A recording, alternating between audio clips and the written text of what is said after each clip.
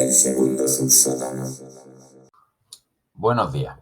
Algunos pensáis que quizás la mejor propuesta sería montar un partido político, ¿vale? Que yo montara un partido político, que la gente me votara, se anexionara a mi forma de actuar para lograr implantar una democracia formal, pero claro, eso requeriría, por ejemplo, de hacer varias cosas que no serían productivas, ¿vale? Y de hecho lo que pretendemos hacer es más fácil que montar un partido político, ganar la mayoría absoluta en el Congreso y poder hacer un cambio estructural, ¿vale? Hay tres factores por lo que eso sería inviable, ¿vale? O más difícil que lo que pretendemos hacer los abstencionarios. Os lo explico. El primer factor sería por dignidad y coherencia. Si yo estoy diciendo que no vivimos en una democracia, que es una partidocracia y participo de ella, eso sería indigno. O sea, querría cambiar las reglas del juego participando de un juego con el que no estoy de acuerdo. Es como si para ganar dinero me dedicara a robar bancos. No, ¿vale? Por ahí no paso. Ese sería el primer factor. Segundo factor, sería una forma más difícil de hacerlo. Y ojo, tanto desde el punto de vista psicológico como con los números en la mano. Me explico. Mirad, hay por ahí un experimento, una serie de experimentos sociales que estiman que el 25% de la población o de la masa social sería el punto crítico para conseguir un cambio. Es decir, necesitaríamos como mínimo el 25%, que el 25% de la gente que vota no lo hiciera. Desde el punto de vista, ya digo, psicológico. Os dejo luego en la descripción del vídeo el enlace de donde he sacado esa información, ¿vale? Por si queréis seguir investigando. Bueno, lo que tenéis aquí, a ver si me aclaro. Está ahí. Lo que tenéis en la tabla son los resultados de las últimas elecciones, que fueron un récord de participación, si mal no recuerdo. Y hubo un 30% de abstención, ¿vale? Si yo montara el partido político y quisiera ganar mayoría absoluta, bueno, vamos por parte. Si me quedo con lo del 25% del cambio, necesitaríamos que 9 millones de personas, de votantes, cambien de actitud. Son muchos millones. Bien, si yo monto un partido político y quiero ganar la mayoría absoluta, necesitaría 8 millones de votos. Ya es un millón menos, no está mal. Vale, pero si lo que yo pretendo movilizar es a los abstencionarios, tengo que conseguir llegar al 50% de la abstención. Y retomo lo que decía antes. En las últimas elecciones, que son los datos que tenemos en la tabla de aquí, en las últimas elecciones, que fueron récord de participación, hubo un 30% de abstenciones. Es decir, solo necesito un 20% más para llegar al 50% y romper el sistema. Y romper la legitimidad del sistema. Eso serían 7 millones, no llega a 7 millones de votos. Pero ojo, estamos hablando de que las últimas elecciones fueron récord de participación. Normalmente la abstención está en torno al 40%, con lo cual estaríamos hablando de movilizar a 4 millones, 5 millones de personas, de votantes, que votan y que ahora se pasen al bando de los abstencionarios de forma consciente, sabiendo por qué no votas, ¿vale? Que es simplemente para no participar del engaño este en el que vivimos, donde nos dicen que estamos votando en democracia, mentira cochina, ¿vale? Por lo tanto, la vía más fácil para deslegitimar la partidocracia no es ni desde el punto de vista psicológico, porque los números se disparan, ni montando un partido político consiguiendo mayoría absoluta, sino que es ser abstencionario. O sea, es lo más sencillo, con los números, con la calculadora en la mano, ¿vale? Y la última razón para no montar un partido político sería que me podría corromper. Yo soy buena gente, pero ¿quién me dice a mí que yo llego con el poder al gobierno y empiezo a disfrutar de los coches oficiales, de las dietas, de que tengo más cobertura judicial? O sea, la ley para mí me protege muchísimo más que a un ciudadano de a pie, si fuese político. Estoy hablando, claro. ¿Vale? Entonces, claro, yo me podría corromper, con lo cual no deja de ser peligroso el jugar en la política, ¿de acuerdo? Así que bueno, creo que tenéis claro las tres razones por las que montar un partido político no es viable para conseguir un cambio en la estructura del Estado e implantar una democracia formal. Y ahora, si tenéis dudas, voy a dejar con otro vídeo de Rubén Gisbert. También os dejaré el enlace aquí, el enlace del vídeo en su canal. Yo lo voy a anexar para comodidad vuestra, como hago siempre, donde habla de Manuel Castells, el ministro de Universidades de nuestro actual gobierno. Y va a hacer una diferencia entre lo que decía Manuel Castells antes de llegar al gobierno y lo que dice y hace después de haber llegado al gobierno. Y eso tiene relación con lo que me podría corromper, ¿vale? Así que os dejo con el vídeo de Rubén Gisbert. Si os gustan mis vídeos e os interesa seguir recibiendo información mía, abajo en mostrar más o la flechita desplegáis, os suscribís al canal y ahí podéis ver en la descripción del vídeo otras formas de las que me podéis seguir, a través de WhatsApp, Twitter o Telegram. Así que os dejo con Rubén Gisbert. Adiós y libertad colectiva. Bienvenidos a la guarida del zorro. Bueno, no tenía pensado hacer más vídeo hoy, pero es que he subido un vídeo de Manuel Castells, ministro de Universidades de España, en el que una entrevista que realizó ayer en el Intermedio decía que hay que intervenir las redes sociales por cuestiones de seguridad nacional, porque afecta a la posible victoria o a el que se puedan escampar ideas extremistas de extrema derecha, fascistas, etcétera, etcétera. Tenéis aquí el enlace al vídeo que he subido sobre la entrevista de Manuel Castells, pero es que este vídeo va a ser oro puro. Este es un vídeo que yo os pido que veáis entero y que difundáis porque es uno de los mejores vídeos que he podido hacer últimamente.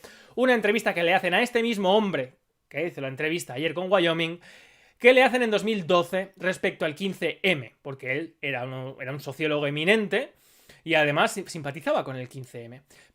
Y me sirve también para explicar a todas las personas que piden la sofocracia o la noocracia, el gobierno de los técnicos, la tecnocracia de los sabios, de que hay que elegir a políticos que entren a formar parte de la carrera política por mérito y capacidad, como si fueran funcionarios.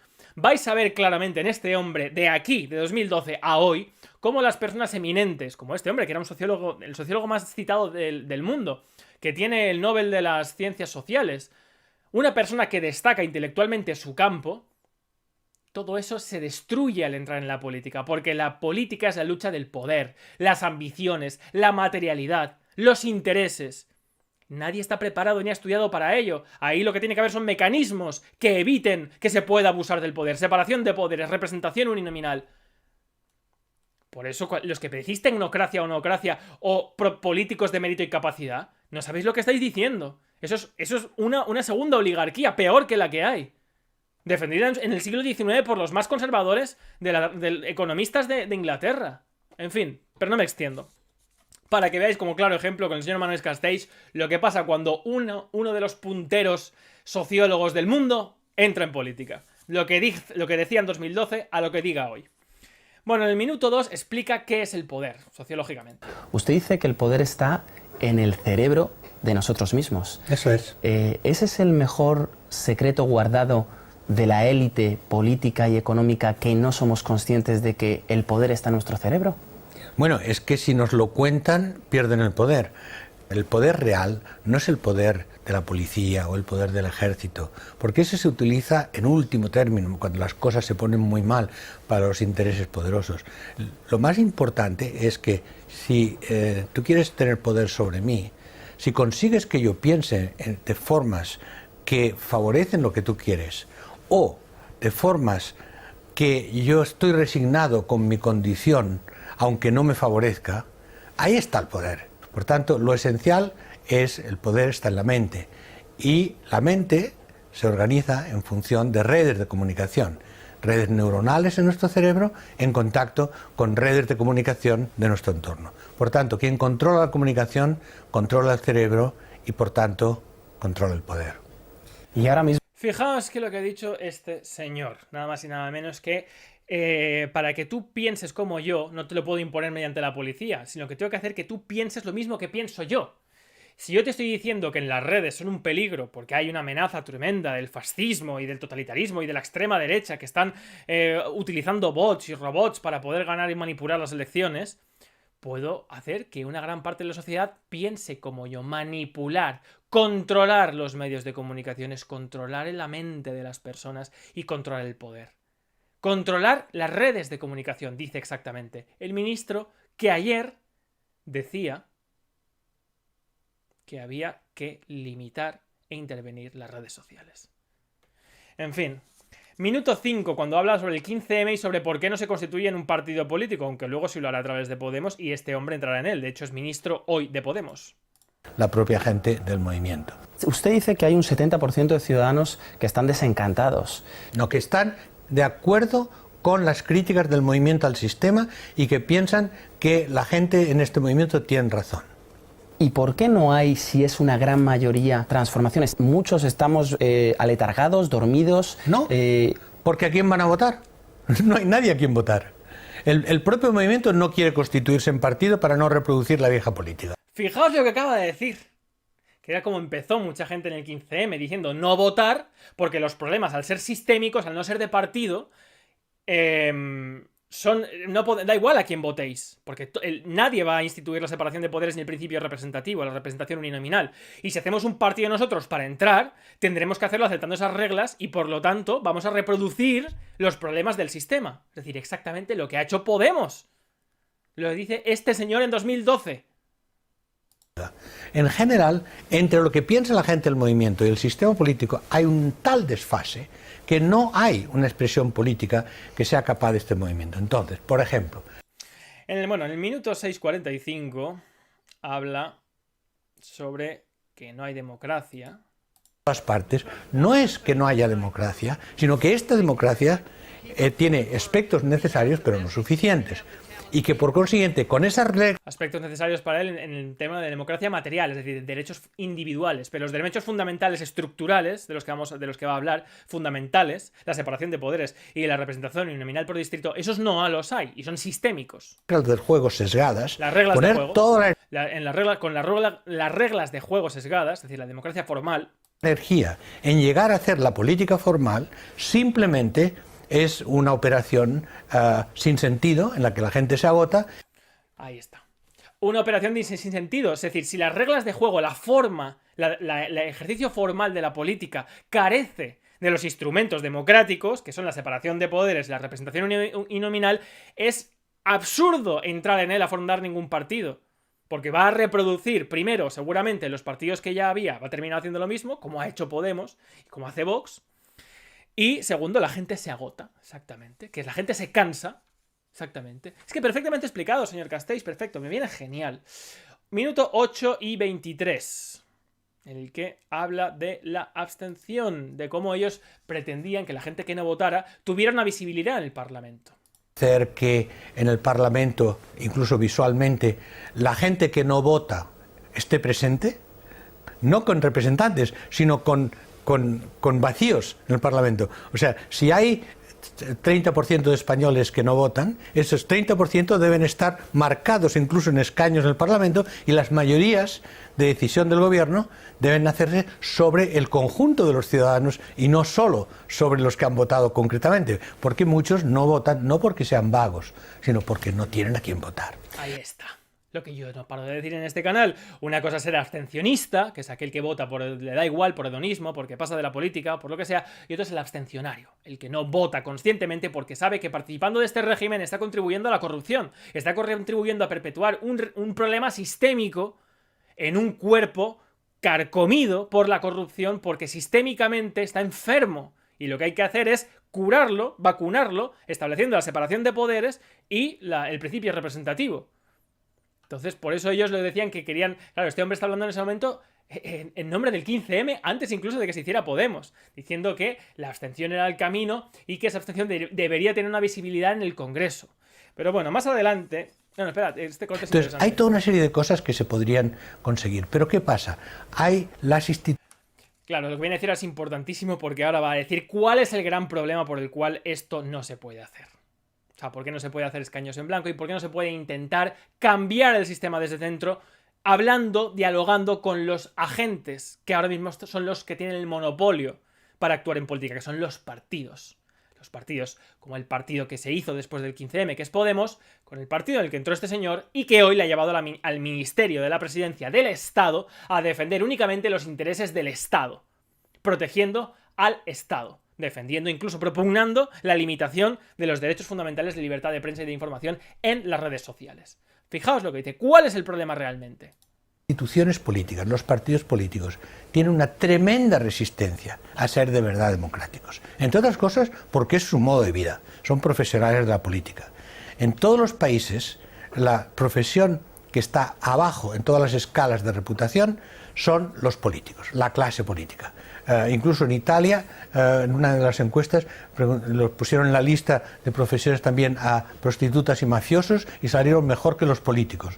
Y la gente, cuando le preguntaban por qué, decía, ellos por lo menos dicen lo que hacen.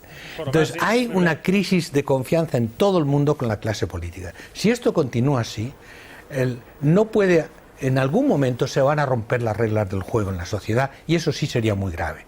El hecho de que en España haya una situación relativamente calma y pacífica, con 22% de paro, de desocupación, y 48% de desocupación entre los jóvenes, y que no hay grandes problemas en la calle, es simplemente, afortunadamente, que hay este movimiento que canaliza el debate, que canaliza las protestas, que da una esperanza, sobre todo a los jóvenes, de que pueden empezar a organizarse entre ellos y vamos a ver qué pasa.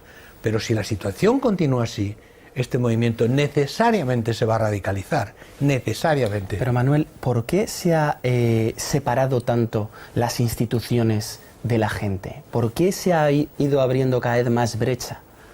Primero, porque las élites financieras son las que detentan el poder económico y vamos a ir a lo que realmente es interesante, que es el minuto 12. Pues los pueden cambiar, pueden votar. Pero primero, pueden votar cada 4 años. Ahí está. Primero. Y segundo, si las reglas del juego están sesgadas, entonces es muy complicado cambiarlo a través del voto. Entonces, Es decir, lo que acaba de decir, es que lo acaba de decir él.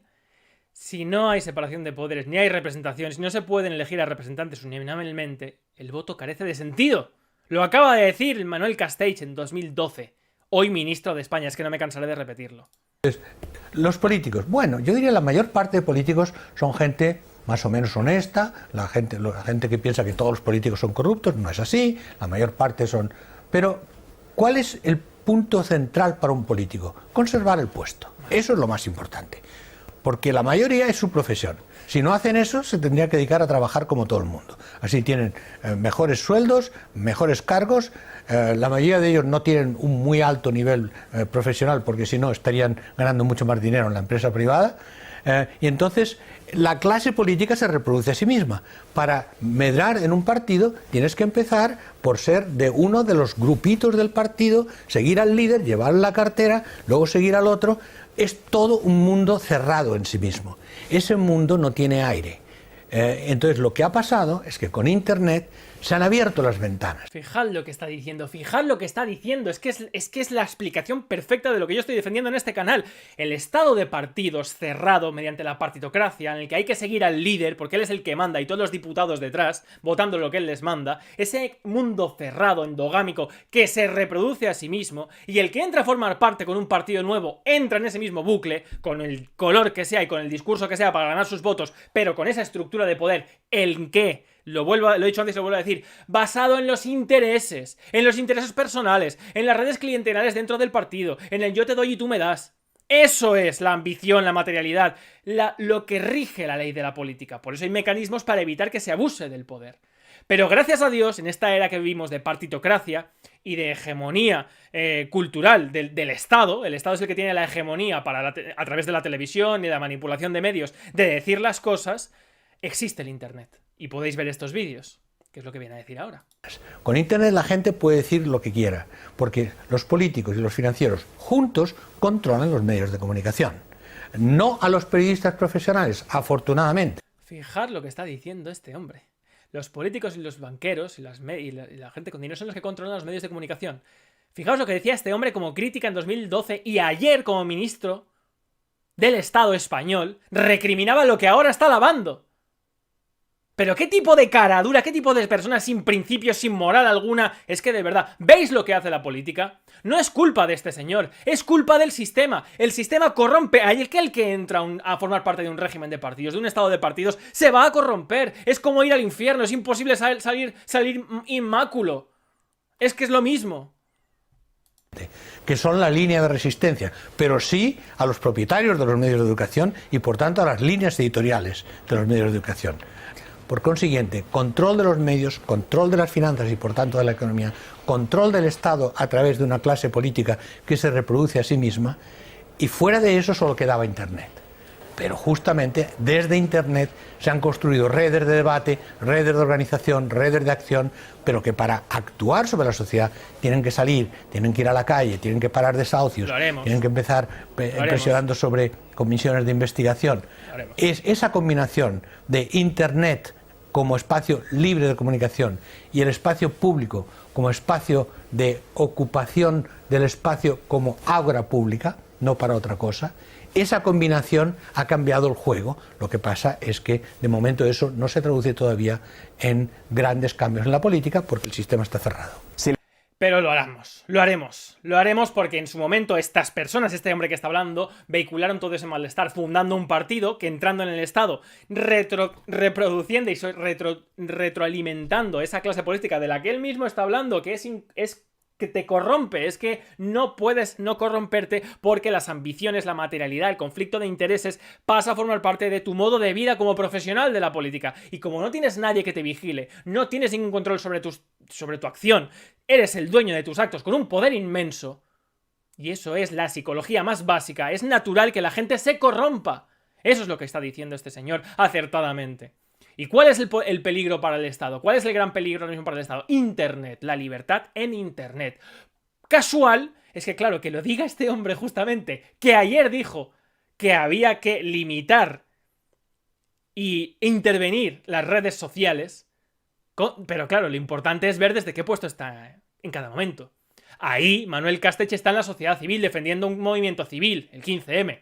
Ayer estaba defendiendo al Estado español. ¿Veis lo que pasa cuando uno hace un partido y entra a formar parte de él? En fin, para terminar, minuto 23, que me parece un minuto de oro, básicamente, lo que dice este hombre, y que explica claramente lo que pasó ayer, lo que ha pasado con él, y el tema del vídeo en general. El derecho a la mujer, ahora entra en toda Europa y hay más de 50 partidos ya creados, el de los partidos piratas, donde... Que antes era impensable, ¿no? Eso tiene usted mucha razón. En este momento, defender la libertad en Internet es la base para defender la libertad, punto. La libertad en todos los sentidos. Como los poderes establecidos cada vez más desconfían de Internet, de hecho odian Internet, si pudieran liquidarlo... Los poderes establecidos como él, hoy ministro de España. Harían como los chinos, Internet muy bien para negocio y para la educación, pero para nada más. Pero no es tan fácil. No es tan fácil. Ahora, hay tanto peligro sobre la libertad en Internet que realmente los jóvenes están surgiendo una serie de partidos, de movimientos, etcétera, que van a crear muchos problemas a los que intentan acabar con la libertad de Internet.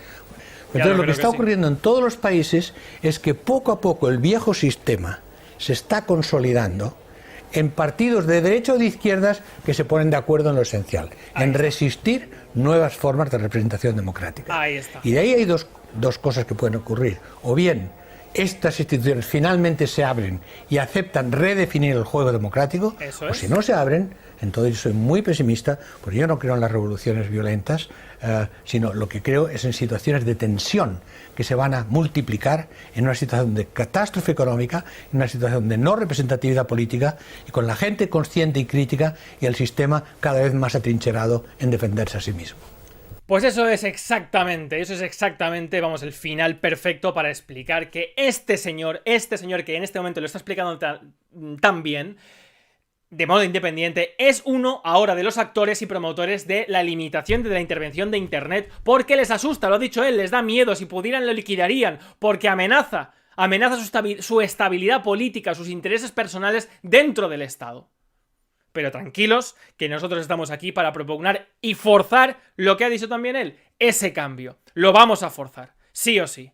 No vamos a dejar que nos amedrenten, no vamos a dejar que acaben con nosotros, no vamos a dejar que nos silencien. Y desde aquí, para que veáis con un ejemplo claro como alguien que entra en la política y alguien cualificado, preparado, con estudios, deja de lado todo eso, deja de lado incluso sus ideales con tal de abrazar un cargo. Y con tal de defender únicamente a aquel que le paga, que es el Estado. Y se convierte, por lo tanto, en enemigo de la nación y del pueblo español. Este hombre nos lo ha explicado todo y este es hoy su enemigo. Nada más. Espero que os haya parecido interesante el vídeo. Un saludo y libertad colectiva.